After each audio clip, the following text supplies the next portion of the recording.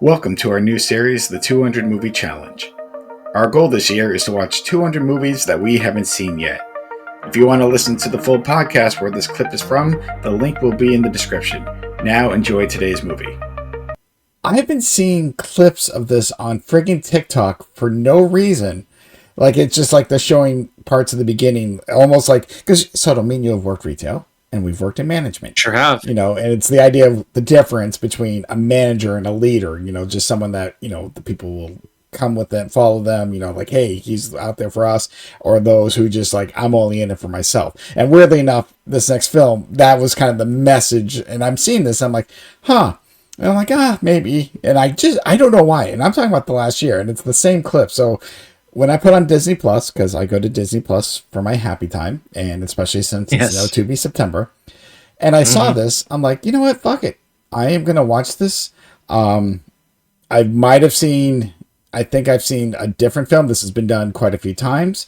It's based on a book from like 1903 or something, which I think a majority of us read in elementary school. I could be wrong.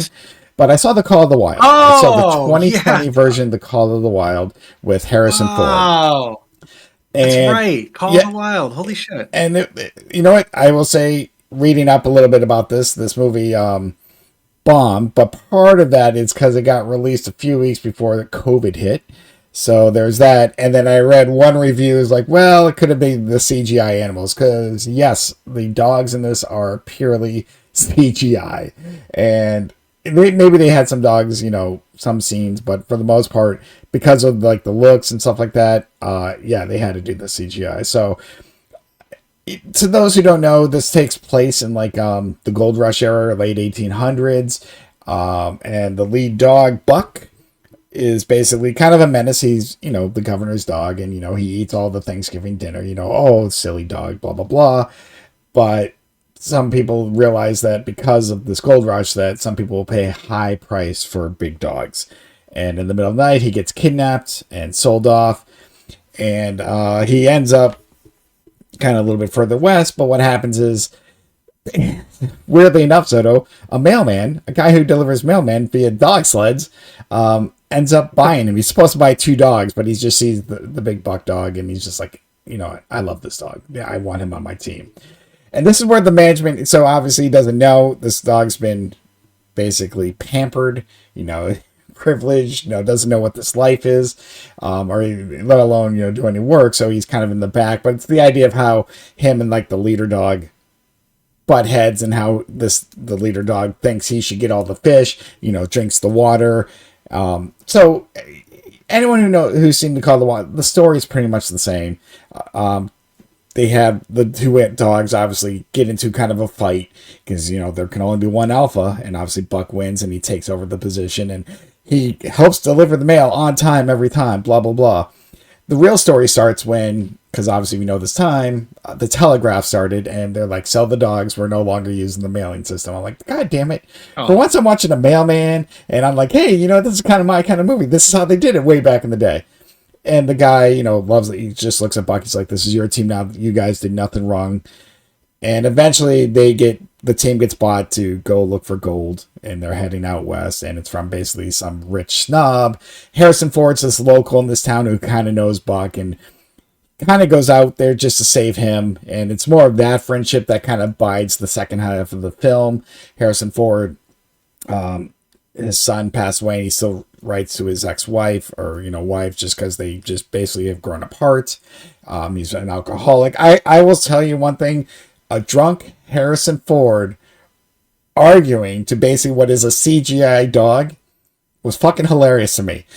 Harrison Ford's just awesome when this goes all in. Because the dog's just trying to get him to just stop with the bottle, and it's kind of nudging it and taking it away from him. And he's like, no, that's my bottle. And so it's CG? It's CGI. Yeah, it's CG. And so it does take you away, but it for what it is, it works. Because I don't think they could have really done this with mix between.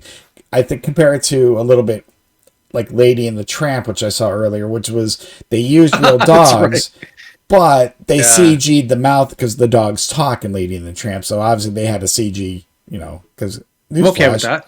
And it worked. It looked decent. So yeah, the dogs didn't look the best, but obviously they're not talking. But anyhow, so it's also, you know, how the Buck kind of, again, the wild, you know, he's now meeting up with wolves, and, you know, does he fall in love? So yeah, they go on an adventure, you know, blah, blah, blah. I will say, as fun as it is, there is nothing real new. I mean, again, a lot of us read this as a child. I'm not going to say everyone did, but it was probably everyone's curriculum at the time. The book's older. Hatchet. Yeah.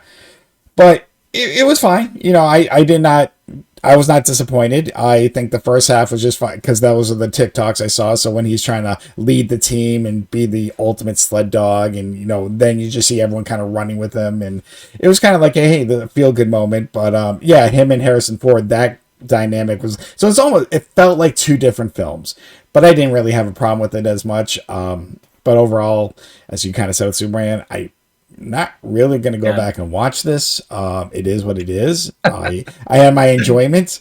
I saw the scenes that I saw on TikTok, so I got a little more explanation out of it.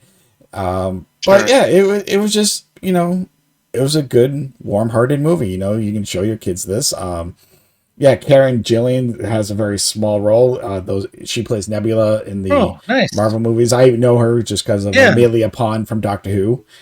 But yeah, you know, she's also in she's in Jumanji, the new one. Correct. Too, which she's in the Jumanji films as well. Yeah, I mean, there's not much I can say. You know, it did the book probably justice. I don't remember the book, obviously, because I'm old as fuck. But I liked it. You know, I'm not gonna say I loved it. It's nothing that wowed me.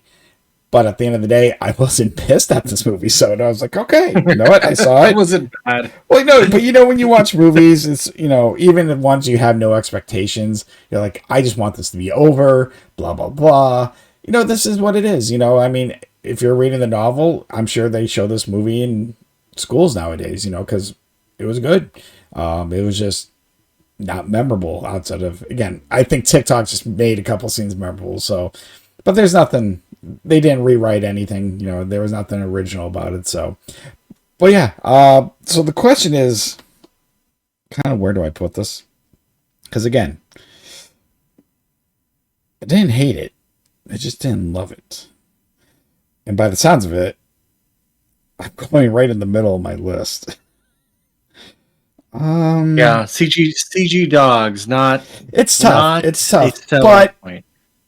It wasn't bad, you know, it wasn't bad CG. You know, that's the good thing. I mean, you can only do so much. You obviously can tell how fake it was, and, you know, especially because some of they kind of do a little facial expressions here and there, like a snicker. So, I mean, obviously we saw the beginning of CG Soto, and we've seen a lot of bad CG. So we sure have. I'm just saying, you know, like I said, for what it wasn't bad. I'm not going to say it's like the best thing ever. Because I think, you know, I don't know how much the budget was. I heard they lost, like, part of it because of COVID, again, like $50 to $100 million. So they put some money into this. That's all I know. But anyhow, that's, where am I at?